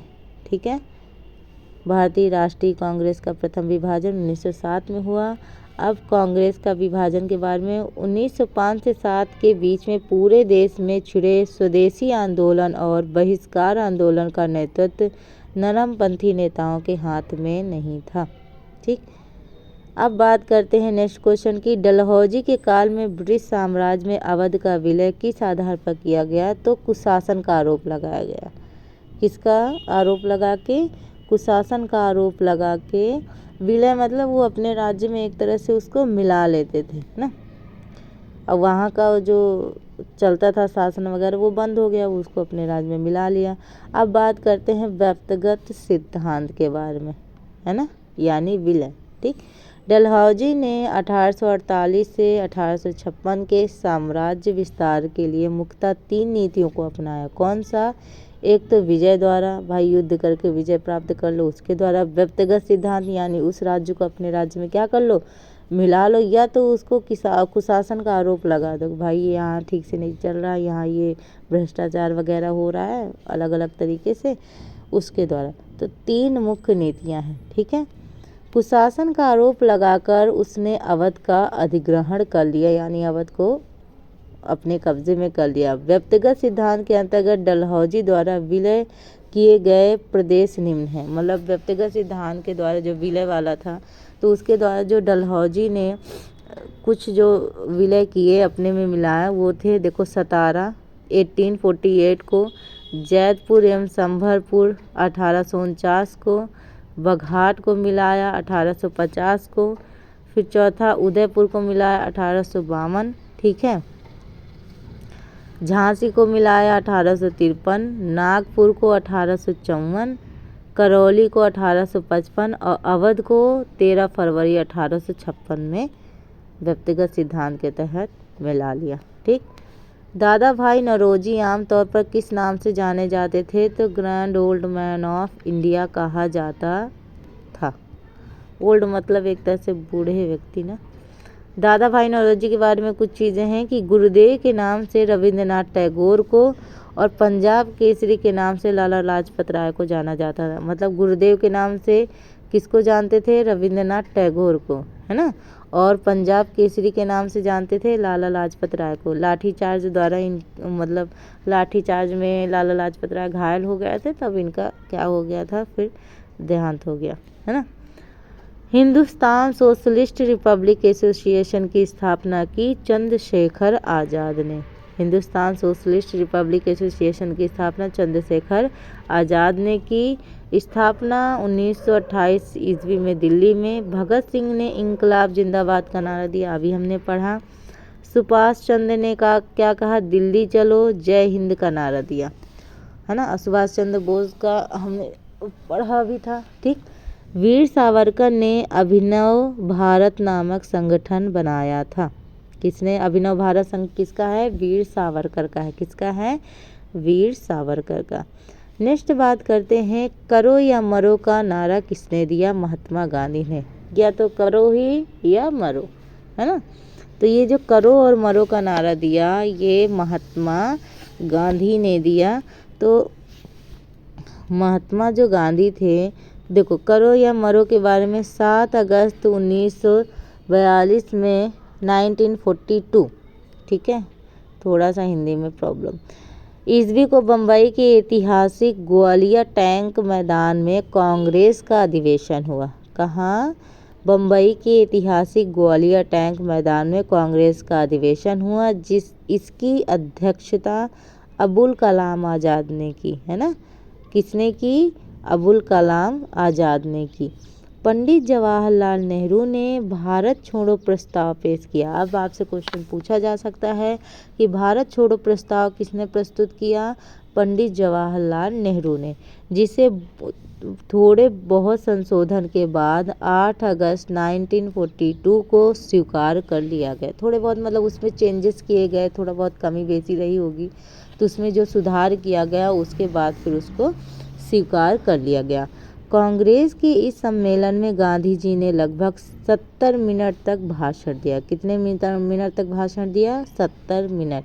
तो गांधी जी इम्पोर्टेंट थे, तो उनके भाषण की टाइमिंग भी इम्पोर्टेंट होगी, तो ये भी ध्यान रखिएगा। वैसे ये 70 मिनट अभी तक तो कम ही पूछे गए हैं, लेकिन बेसिकली भाई एग्जामिनर क्वेश्चंस को और टफ बनाने की कोशिश करते हैं, तो मे भी पूछे जा सकते हैं। जिन पे हमारा फोकस नहीं रहता, एग्जामिनर का फोकस बहुत रहता है। उन्होंने इसी भाषण में करो या मरो का नारा दिया। ठीक है, कांग्रेस के इसी सम्मेलन में उन्होंने किसका नारा दिया? करो या मरो का नारा दिया। नेक्स्ट क्वेश्चन है, भारत में न्यायिक संगठन की स्थापना किसने की? तो लॉर्ड कॉर्नवालिस ने की, है ना। किसने की? लॉर्ड कॉर्नवालिस ने की। लॉर्ड कॉर्नवालिस ने पुलिस स्टेशनों यानी थानों की स्थापना भी कराई। इसके अलावा उसने ब्रिटिश नागरिक सेवा की स्थापना की। ठीक है, उन्होंने न्यायिक संगठन की स्थापना की, स्थायी बंदोबस्त पद्धति भी लागू की। अभी हमने पढ़ा था ना, स्थायी बंदोबस्त के जो है वो लॉर्ड कॉर्नवालिस है ना। नेक्स्ट क्वेश्चन है, स्वराज मेरा जन्मसिद्ध अधिकार है, ये किसने कहा? बाल गंगाधर तिलक ने। उद्घोष किसका था? बाल गंगाधर तिलक। यानी स्वराज मेरा जन्मसिद्ध अधिकार है और मैं उसे लेकर रहूँगा, ये नारा तिलक जी ने भारतीय राष्ट्रीय कांग्रेस के 1916 के जो लखनऊ अधिवेशन हुआ था उसमें दिया था। तो ऐसे पूछा जा सकता है कि जो बाल गंगाधर तिलक थे, उन्होंने स्वराज मेरा जन्मसिद्ध अधिकार है, मैं उससे लेकर रहूँगा, ये कब दिया? तो ये जब राष्ट्रीय कांग्रेस का अधिवेशन हो रहा था, लखनऊ अधिवेशन। अब यहाँ से क्वेश्चन पूछा जा सकता है मिलान में कि लखनऊ अधिवेशन किस सन में हुआ? तो 1916 में, है ना। तो 1916 में जब लखनऊ अधिवेशन हुआ था, तभी तिलक जी ने ये नारा दिया था कि स्वराज मेरा जन्मसिद्ध अधिकार है और मैं इसे लेकर रहूँगा, है ना। इस अधिवेशन में तिलक और एनी बेसेंट के प्रयासों से कांग्रेस और लीग के मध्य क्या हुआ? समझौता संपन्न हुआ, जिसे राष्ट्रीय लीग समझौते के नाम से भी जाना जाता है। किसके प्रयासों से? तिलक जी और एनी बेसेंट के प्रयासों से ही इनके बीच मतलब समझौता हुआ। ठीक। नेक्स्ट क्वेश्चन है, नेहरू राष्ट्रभक्त है जबकि जिन्ना राजनीतिक। कथन किसका था? ये मौलाना आज़ाद का था। मौलाना आज़ाद ने कहा था कि नेहरू तो राष्ट्रभक्त है, लेकिन जो जिन्ना है राजनीतिक है, मतलब राजनीतिक रूप से, पॉलिटिकल रूप से चीज़ें कर रहे हैं। तो ये जो जिन्ना थे ना, ये इन्होंने भी 14 सूत्री मांग किया था कि हाँ 14 सूत्री ये मांगों को मेरी पूरा किया जाए। तो इन्होंने एक अलग पाकिस्तान बनाने की एक तरह से मांग कर रहे थे, है ना। मौलाना अबुल कलाम आज़ाद ने अपनी पुस्तक इंडिया विंस फ्रीडम में यह कथन लिखा था कि नेहरू राष्ट्रभक्त हैं जबकि जिन्ना राजनीतिक। तो ये पूछा जा सकता है कि नेहरू राष्ट्रभक्त है जबकि जिन्ना राजनीतिक, तो ये कुछ पुस्तक में है। तो इंडिया विंस फ्रीडम, जिसको किसने लिखा? मौलाना अब्दुल कलाम आज़ाद ने। ठीक। बंगाल का एकीकरण किस सन में हुआ? 1912 में हुआ था बंगाल का एकीकरण। अब बात करते हैं बंगाल के विभाजन और एकीकरण के बारे में। दिसंबर 1903 और 19 जुलाई 1905 की औपचारिक घोषणाओं के बीच एक स्थानांतरण योजना की फ्रेजर, रिजले और कर्जन ने पूर्ण विभाजन में बदल दिया। किसने? फ्रेजर, रिजले और कर्जन ने पूर्ण विभाजन में बदल दिया। 1911 में विभाजन का एकीकरण तब हुआ जब प्रिंस चार्ल्स की भारत यात्रा संपन्न हुई, है ना। अर्थात एकीकरण की घोषणा 1911 तथा एकीकरण 1912 में हो, मतलब घोषणा हो गई थी 1911 में, लेकिन हुआ कब? 1912 में। ठीक। नेक्स्ट क्वेश्चन है, महात्मा गांधी के राम राज्य के युगल सिद्धांत कौन थे? तो वो थे सत्य व अहिंसा। क्या थे? सत्य व अहिंसा। अब महात्मा गांधी जी के बारे में थोड़ा सा पढ़ लेते हैं कि गांधी जी के रामराज के युगल सिद्धांत सत्य अहिंसा में निहित है। गांधी ने सत्य और अहिंसा दोनों को ही किसी भी लक्ष्य की प्राप्ति में महत्वपूर्ण मानते थे। उन्होंने कहा अगर सत्य और अहिंसा मतलब हिंसा ना करना, है ना, सत्य के राह में चलना और हिंसा ना करना, अगर ये दो चीज़ें आपके पास हैं तो मतलब ये बहुत इम्पोर्टेंट है आपकी लाइफ के लिए, आपके जीवन के लिए। तो ये गांधी जी इस चीज़ को मानते भी थे। ये अहिंसा के खिलाफ मतलब हिंसा के खिलाफ थे, अहिंसा का समर्थन करते थे। मतलब इनको ये हिंसा वगैरह पसंद नहीं थे। आंदोलन था ना एक जो जिसमें हिंसा हुई, पुलिस चौकियों पे आग लगा दी गई, तो उन्होंने उस आंदोलन को ही रोक दिया। तो ये मतलब हिंसा के खिलाफ ही ये अहिंसा को समर्थन करते हैं। मतलब होता है नहीं, मतलब हिंसा ना करना और हमेशा सत्य के मार्ग पर चलना। ठीक है, क्या है? सत्य और अहिंसा समाज में भेदभाव को समाप्त करती है। भेदभाव जैसी कुरीतियों को दूर होते ही समाज राम राज्य जैसी अवधारणा की ओर बढ़ता है। ठीक है, नेक्स्ट क्वेश्चन है भारतीय राष्ट्रीय कांग्रेस का लाहौर अधिवेशन कब हुआ? तो वो हुआ था 1929 को। कब हुआ था? 1929 को। लाहौर अधिवेशन के बारे में कुछ चीज़ें पढ़ लेते हैं। इसकी अध्यक्षता की है पंडित जवाहरलाल नेहरू ने और पूर्ण स्वतंत्रता का प्रस्ताव इसी अधिवेशन के दौरान पारित किया गया। मतलब पूर्ण स्वतंत्रता का जो प्रस्ताव लाया गया कि हमारे जो इंडिया को पूर्ण रूप से स्वतंत्र कर दिया जाए, तो यही जो लाहौर अधिवेशन हुआ था इसी में इसको पारित किया गया था। 26 जनवरी 1930 को स्वतंत्रता दिवस मनाने का निश्चय किया गया था। कब निश्चय किया गया था? 26 जनवरी 1930 को स्वतंत्रता दिवस मनाने का निश्चय किया गया था। ठीक है, स्वराज पार्टी, भाई हमारे भारत को स्वतंत्र कराने, है ना, हमारे देश को भारत ना कह हमारे देश को स्वतंत्र कराने का जो इतना बड़ा प्रयास किया वो केवल एक लोगों ने नहीं किया, लेकिन ये बहुत सारे लोगों का बलिदान है, बहुत सारे लोगों का त्याग है, तब जाके आज हम स्वतंत्र रूप से बोल पा रहे हैं, स्वतंत्र रूप से रह पा रहे हैं। कोई ऐसा नहीं उत्तर कोरिया जैसे ये कोई ऐसा राजा नहीं बैठा है यहाँ पे जो हमारे पे ऊपर शासन कर पाए, है ना, हम स्वतंत्र हैं, है ना। CR दास और मोतीलाल नेहरू ने दिसंबर 1922 में गया राष्ट्रीय कांग्रेस में नए कार्यक्रम से संबद्ध प्रस्ताव रखा और तर्क दिया कि इससे या तो विधान परिषदों का स्वरूप बदला या वे खत्म हो जाएंगी।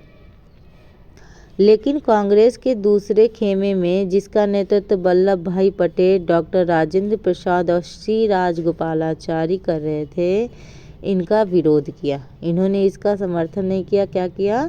विरोध किया। प्रस्ताव के पक्ष में 890 और विरोध में 1784, ठीक है, मत पड़े। प्रस्ताव नामंजूर हो गया, प्रस्ताव पारित नहीं हुआ, है ना, क्योंकि प्रस्ताव पारित नहीं हुआ।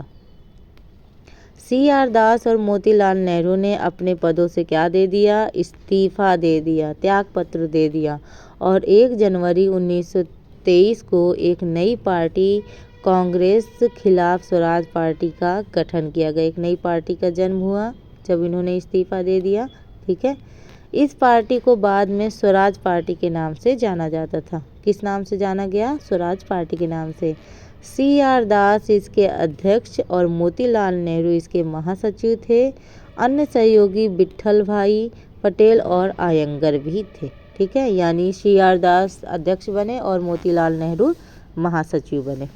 नेक्स्ट क्वेश्चन है विदेश में प्रथम स्वतंत्र भारतीय सरकार किसने स्थापित की? राजा महेंद्र प्रताप ने। किसने स्थापित की? राजा महेंद्र प्रताप ने स्थापित की। 1915 से 1916 में काबुल में स्थापना की। जर्मनी ने इस सरकार को मान्यता भी क्या कर दी? प्रदान कर दी। अब बात करते हैं जलियांवाला बाग हत्याकांड कब हुआ? 13 अप्रैल 1919 में।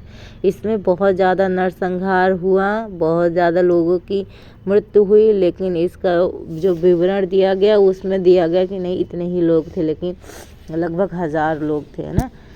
13 अप्रैल 1919 को अमृतसर पंजाब में है यह घटना हुई जिसने भारतीय इतिहास की दिशा मोड़ने का महत्वपूर्ण कार्य किया, है ना। इसमें कई सारे जब ये हुआ था ना कि जलियांवाला बाग हत्याकांड, तो कई सारे लोगों ने अपनी उपाधि भी छोड़ दी। मतलब ये बहुत ज़्यादा नरसंहार था। मतलब आपने जो शांति से सम्मेलन कर रहे थे उन पे बेधड़क गोलियां चला दी और इंग्लैंड जाके उसको बहादुरी भी मिली, तो वो बड़ा गलत था। तो इससे जो गांधी जी और टैगोर वगैरह थे, रविन्द्रनाथ टैगोर वगैरह, उन्होंने अपनी उपाधियाँ भी त्याग कर दी थी, है ना। गांधी इरविन समझौते में किस सम्मेलन को रोकने का प्रावधान था? वो था सविनय अवज्ञा आंदोलन। जब गांधी और इरविन जो समझौता हुआ था उसमें कौन से आंदोलन रोकने की बात हुई थी? वो सविनय अवज्ञा आंदोलन, ठीक है। तो सविनय अवज्ञा आंदोलन, ठीक है, इसके बारे में कुछ पढ़ते हैं कि गांधी जी ने 31 जनवरी 1930 को 11 सूत्री प्रस्ताव रखा जिसकी मुख्य मांगे थी। मतलब 11 सूत्री प्रस्ताव में जो कुछ मांगे थी वो क्या क्या थी देखते हैं। भू राजस्व आधा करना, ठीक है। दूसरा क्या था कि सैनिक व्यय में 50% की कमी, नमक कर की क्या समाप्ति। ये लोग नमक में भी कर लगा देते थे। अब आप जानते हैं कि मूलभूत ज़रूरत में नमक भी है भाई। सब्जी में, दाल में नमक ना पड़े तो बेस्वाद है ना। खाने में कोई स्वाद ही नहीं आएगा बिना नमक के। तो ये जो खाने वाली चीज़ें अब भाई खरीदना ही है भाई, हम तो खरीदेंगे ही भाई, हमको बनाना है तो हम खरीदेंगे ही। तो जब इसमें भी कर लगा देंगे तो भी लॉस तो जाएगा ही ना। तो ये नमक कर को भी गांधी जी ने तोड़ा था। नमक कर की समाप्ति, ठीक है। विदेशी कपड़े पर विशेष आयात कर, है ना। जो 11 सूत्री मांगे थी उन जो मांगे थी वही थी। विनिमय दर में कमी, गुप्तचर विभाग की समाप्ति, है ना। अब देखो गुप्तचर विभाग में ये होता ना, गुप्तचर एक रखा जाता था, अब वो वहाँ की सूचना वहाँ जाके देता था। तो इससे जो जहाँ पे वो गुप्तचर रहता था वहाँ पे उन लोगों का लॉस हो जाए ना। तो ये थी। गांधी जी द्वारा प्रस्तुत 11 सूत्री मांग पत्र पर वायसराय लॉर्ड इरविन द्वारा विचार न करने के कारण गांधी जी को सविनय अवज्ञा आंदोलन प्रारंभ करने के लिए विवश होना पड़ा, ठीक है। अतः गांधी जी ने 12 मार्च 1930 को साबरमती आश्रम से अपने 78 चुने हुए सहयोगियों के साथ दांडी मार्च क्या किया? प्रारंभ किया।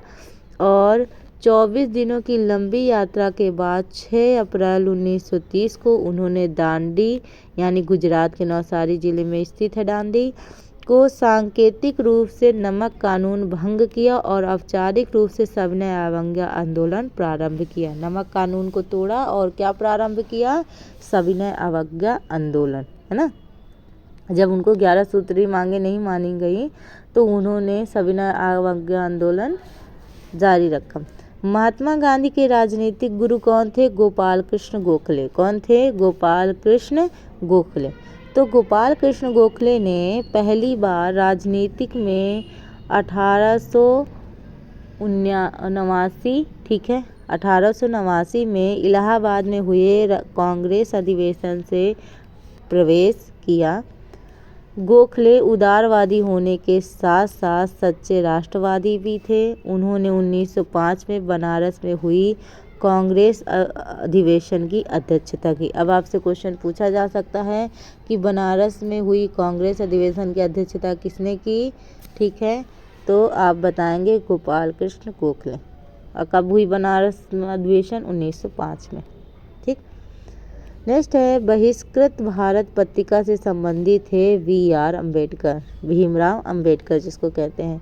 डॉक्टर भीमराव अम्बेडकर ने 1927 में मराठी भाषा में बहिष्कृत भारत पत्रिका का क्या किया? प्रकाशन किया। और जो 20 जुलाई 1924 ईस्वी में उन्होंने बम्बई में बहिष्कृत हितकारिणी सभा की भी स्थापना की। कब की? 20 जुलाई 1924 में बम्बई में बहिष्कृत हितकारिणी सभा की स्थापना की, ठीक।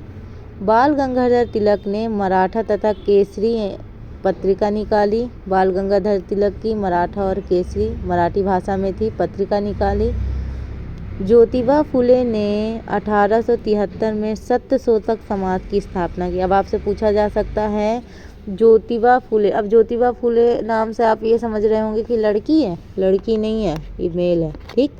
तो ज्योतिबा फुले ने 1873 में सत्यशोधक समाज की स्थापना की। इनकी एक पुस्तक गुलामगिरी भी है। कौन सी पुस्तक है? गुलामगिरी।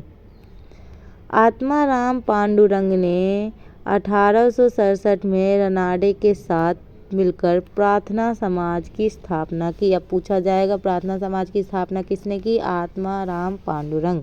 ठीक है। अब आते हैं ज्योग्राफी पे यानी भूगोल पे। एक सेकेंड, कुछ क्वेश्चन भूगोल के देख लेते हैं। थोड़ा लंबी वीडियो है ना, लेकिन अब लास्ट है तो आपको अच्छे से पढ़ना होगा। इसके और भी मैराथन क्लास आएंगी जब तक एग्ज़ाम नहीं हो जाता है, तो ऐसे ही मेरे चैनल्स पे बने रहिएगा। सूर्योदय का देश नाम से कौन देश प्रसिद्ध है? तो वो है जापान। कौन है? जापान। कुछ के भौगोलिक नाम भी देख लीजिए। नॉर्वे अर्धरात्रि यानी मध्यरात्रि के सूर्य का देश कहा जाता है। नॉर्वे को अर्धरात्रि या मध्यरात्रि के सूर्य का देश कहा जाता है। जापान को उगते हुए सूर्य का देश, सूर्योदय के सूर्य का देश और निप्पन भी कहा जाता है। ब्रिटेन को डूबते सूर्य का देश कहते हैं। ठीक है। और फिनलैंड स्कैंडिनेवियन देश है। ठीक। भारत का प्राचीनतम पर्वत कौन है? वो है अरावली। भारत का प्राचीनतम पर्वत कौन है? अरावली। कुछ फैक्ट हैं। भारत का प्राचीनतम अवशिष्ट पर्वत अरावली पर्वत है। यह भारत के उत्तर पश्चिम भाग पर उत्तर पूर्व से दक्षिण पश्चिम दिशा में विस्तार में पाया जाता है। इसकी सर्वोच्च चोटी गुरु शिखर है। ठीक है। कौन सी चोटी है? गुरु शिखर, जिसकी ऊंचाई 17-22 मीटर है। ये पर्वत अब अपरदन और अनाच्छादन के कारण घिस पिटकर काफ़ी नीचे हो गया है ना। धीरे धीरे क्या हो गया है? थोड़ा नीचे हो गया है। पहले ऊंचाई पे था, धीरे धीरे कम ऊंचाई हो गई है। जिसका निर्माण प्री कैम्ब्रियन काल में हुआ था। ठीक। जापान का विशालतम द्वीप कौन है? होन्शु। ये पूछा जाता है, कभी कभी क्रम लगाने को भी पूछा जाता है। तो जापान के 4 द्वीप हैं, होक्काइडो, होन्शु, शिकोकू और क्यूशू, है ना। ये याद रखिएगा। और सबसे बड़ा द्वीप कौन सा है? होन्शु है। कौन है? होन्शु। यानी होक्काइडो, होन्शु, शिकोकू और क्यूशू, ये जापान के 4 द्वीप हैं और सबसे बड़ा द्वीप है होन्शु। ठीक है। नेक्स्ट क्वेश्चन है, नागार्जुन सागर बांध किस नदी पर आधारित है? कृष्णा नदी पर। ठीक है। किस में है? कृष्णा नदी पर। तो आंध्र प्रदेश में कृष्णा नदी पर नागार्जुन सागर बांध का निर्माण किया गया। महानदी उड़ीसा राज्य में बहती है और इस नदी पर हीराकुंड परियोजना का निर्माण किया गया। तो पूछा जा सकता है हीराकुंड बांध किस नदी पर? महानदी पर। किस नदी पर? महानदी पर। गोदावरी नदी पर पोचमपाद परियोजना का निर्माण। अब पूछा जा सकता है कि पोचमपाद परियोजना का निर्माण किस नदी पर हुआ? तो गोदावरी नदी पर। ठीक है। और नर्मदा नदी पर नर्मदा सागर परियोजना है। तो इससे तो आपको पता ही चल ही जाएगा, नर्मदा सागर परियोजना नर्मदा नदी पर, जो गुजरात राज्य में स्थित है। कहाँ स्थित है? गुजरात। ढोकला, खाखरा, फाफड़ा, है। चलो नेक्स्ट क्वेश्चन है, भारत में सबसे कम वर्षा वाला स्थान है लेह। जहाँ सबसे कम वर्षा होती है। यह हिमालयी श्रेणियों के वृष्टि छाया में स्थित होने के कारण शीतकाल एवं ग्रीष्मकाल दोनों ही मौसमों की वर्षा नहीं प्राप्त कर पाता। ये रीज़न है। भारत में सबसे अधिक वर्षा प्राप्त करने वाला स्थान मौसिनराम, जो मेघालय में है, स्थित है। ठीक है, याद रखिएगा। ऑस्ट्रेलिया में स्थित कालगुरली किसके लिए विख्यात है? कहाँ? ऑस्ट्रेलिया में स्थित कालगुरली किसके लिए विख्यात है? तो स्वर्ण उत्पादन के लिए, सोना उत्पादन के लिए। ठीक है। कालगुरली ऑस्ट्रेलिया का 70% सोना पश्चिमी ऑस्ट्रेलिया में निकाला जाता है, जहां विश्व की प्रसिद्ध स्वर्ण खानें कालगुरली और कूलगार्डी स्थित है। कालगुरली और कूलगार्डी स्थित है, यानी 70% सोना पश्चिमी ऑस्ट्रेलिया में ही मिल जाता है। ठीक है। नेक्स्ट है, भारत किस खनिज के उत्पादन में आत्मनिर्भर है? ग्रेफाइट। आत्मनिर्भर मतलब उसको किसी की ज़रूरत ना हो, आत्मनिर्भर। ग्रेफाइट के बारे में पढ़ते हैं। कायांतरित शैली में मिलने वाली कार्बनिक संरचना में ग्रेफाइट की प्राप्ति होती है। इसे काला शीशा या प्लेमेम्बो भी कहा जाता है, जो इसका प्रयोग पेंसिलों की लेड बनाने, परमाणु शक्ति के रिएक्टरों में मंदक यानी मॉडरेटर के रूप में भी इसका इस्तेमाल किया जाता है। ग्रेफाइट का सर्वाधिक भंडार कुछ राज्यों में पाया जाता है। वो कौन सा है? अरुणाचल प्रदेश 37%, जम्मू कश्मीर में 32%, उड़ीसा में 10%। ठीक है। और जो ग्रेफाइट उत्पादन करने वाले राज्यों का क्रम होगा वो होगा तमिलनाडु 76%, उड़ीसा 13% और जो झारखंड और केरल है वो 11% इसका उत्पादन करते हैं। नेक्स्ट क्वेश्चन है, डेटम रेखा क्या है? समुद्र तल की क्षैतिज रेखा जिससे ऊंचाई तथा गहराई की माप की जाती है उसको बोलते हैं डेटम रेखा। समुद्र तल की क्षैतिज रेखा जिससे ऊंचाई और गहराई को मापा जाता है उसको बोलते हैं डेटम रेखा। ठीक है। यानी डेटम रेखा क्या है? वह रेखा अथवा वह स्थित बिंदु पृथ्वी पर स्थित होती है जिसके सापेक्ष किसी ऊंचाई पर जाते हुए वस्तु की ऊंचाई अथवा गहराई की नाप की जाती है। थियोडोलाइट की सहायता से इसमें ली जाती है। ठीक। विश्व की सबसे गहरी समुद्री गर्त कौन है? चैलेंजर। इसको चैलेंजर भी कहते हैं, मेरियाना गर्त भी कहते हैं। विश्व की सबसे गहरी गर्त मेरियाना गर्त प्रशांत महासागर में है, तो उसको चैलेंजर भी कहते हैं। अगर अन्य नाम में मिल जाए तो मतलब कंफ्यूज नहीं होना चाहिए ना।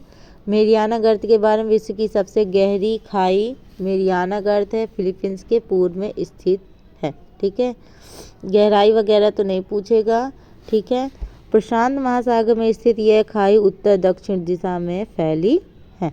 नेक्स्ट क्वेश्चन है, किस प्रदेश में सर्वाधिक अनुसूचित जनजाति है? वो है एमपी में। कहाँ है? मध्य प्रदेश। ठीक। अनुसूचित जनजाति के बारे में कुछ चीज़ें पढ़ लेते हैं। तो 15वीं जनगणना 2011 के अंतिम आंकड़ों के अनुसार भारत में अनुसूचित जनजाति की संख्या इतना दे रखा है, जो देश की कुल जनसंख्या का 8.6% है।